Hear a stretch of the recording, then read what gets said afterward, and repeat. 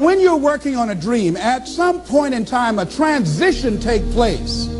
And the transition is what you are becoming in pursuit of the dream. Because even if you don't get the dream, you become such a strong and powerful person, it will so change your life, you can look at something else and say, well, I think I'll go do this then. Because you have now developed yourself in such confidence and such competence in how to deal in the arena of life that you can move into another area and not miss a beat. Once you begin to discover who you are, then you really realize how you have been given authority and dominion over everything on the face of the earth, including all the dimensions of your life. But you can only do that through the struggle of life. And most people avoid the struggle. Most people go through life avoiding pain. And when you go through life like that, something in you dies. Something in you that you never activate is lying dormant in there, that you never get a chance to call on because you have not challenged yourself. Somebody said the land of familiarity belongs to the dead. That most people like to feel like they're a king in the area of their comfort zone. They only want to do those things that they know how to do well. Osborne said, unless you attempt to do something beyond that which you've already mastered, you will never grow. So if you want to begin to grow, you've got to put something out here that you can't reach easily, that has got to make you stretch, got to make you jump for it, got to make you get back a little bit and dig in so that you can take a leap for it. And maybe you jump up there and you miss it and you skin your knees and you come back again and you bust your lip next time. But you keep on, and through that process, you learn how to leap higher. You start challenging yourself to dig deeper, and then you discover some things about you that you don't know right now. Some talents that you have in you that you didn't know that you can do. I started out just talking to kids, and now I'm speaking at corporations.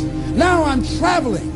I didn't know I can do this, but had I not given myself a chance, and I'm saying to you, give yourself a chance. Here's something else. If you want to begin to make your stuff happen for you, I think that it's very important that you start trusting yourself. Listen to yourself. Listen to that still small voice within you. Don't try and make everything logical. There's some things about life that defies logic, that you just can't explain how the outcome is going to be. I think that's why Paul said you've got to learn how to walk by faith and not by sight.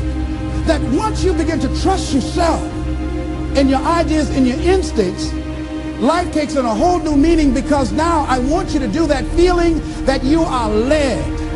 Just feel, I am led. And don't give your power away. You don't need anybody to approve your dream. It was given to you. If they can't see it, it's because it wasn't given to them. It was given to you. Hold it, nourish it, cultivate it, work on it. It's yours, it's your baby. Work on it until it comes into fruition. I gave away my power, and I said, I'm not going to do that no more. Here's something else for those who make it today. Do what you know is right. Treat people like you want to be treated. Don't try and take any shortcuts. Don't try and cheat. Pay your dues up front. I believe, ladies and gentlemen, what goes around comes around. You can pay now, or you will pay double later. So do the right thing.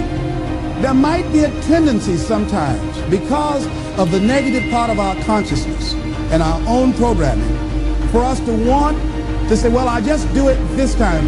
It won't matter, won't nobody know. Ladies and gentlemen, everything matters. And you know you're somebody. You know. I'd rather lose out on my dream doing the right thing than to cheat trying to make a shortcut to get to my goal. I want to be able to look myself in the mirror. And that's what you want to do. There's no saying, judge a man not by what he does, but by that he doesn't have to do. And to judge the true quality of a man is what do you do when nobody's looking. See, there's some good out there for you in the universe that has your name on it. And nobody can get your good. It has your name on it. They can't take your stuff. It's your stuff. So when you know that whatever you're seeking, it's also seeking you, you don't worry. You don't run scared. You don't think somebody's going to take it from you. You listen to your inner voice in you to always take the high road. There will be the tendency, the natural inclination to take the low road. You must resist that. Here's something else I encourage you to do if you want to make it today. Keep your agreements. Keep your agreements that you make. And establish a network of people who will also do that. Establish a network of people in your life that you can count on, that will be there for you when you need them, and you be there for them. Leave the flakes alone, people that are seriously not serious. And if you're surrounded by flakes, that tells you who you are. Here's something else. 3 P's to have in your life. In working on your dream and doing your life work, you must be patient, persistent, and positive no matter what. Be positive no matter what, because when you are negative, ladies and gentlemen, you're sending out negative energy and you're blocking your good. So don't send out any negative energy. Don't take it personal. See, a lot of people have an idea or a dream and they give up on it. No, don't do that. Work your dream until it gets hot. See, most things don't happen as soon as we think they should happen. The messenger of misery might drop in on you and say hello. Murphy's Law might come by and thump you on the head. Any number of things can happen to interrupt your flow. It's okay. Don't take it personal. Just acknowledge what's going on. It's called life. And keep on working on your dream. Continue to keep on knocking, because this is your life. This is what you love. This is your passion. Step back. Don't judge it. If you judge it, judge not yet, lest ye be judged. Why? Because when you judge it, you invest emotion in it, and that emotion could be anger, and guess what? That hurts you. That doesn't hurt anybody else. So what do you want to take yourself out early for by internalizing things? Shakespeare said, nothing is neither good nor bad, but thinking makes it so. So judge not according to appearances, but right judgment, and feel that everything is going to work out for you because you're patient, you're persistent, and you're going to be positive no matter what. Don't allow other things or people or circumstances to determine what your reaction is going to be. So don't allow people to determine how you are going to respond to them or circumstances. Learn to look at it. Look at your life right now. If you want to keep on getting what you're getting, keep on doing what you're doing. You've got to be willing to change your ways. Your life is working. If you don't like what you have produced, you're a director, you are the star, you wrote this script.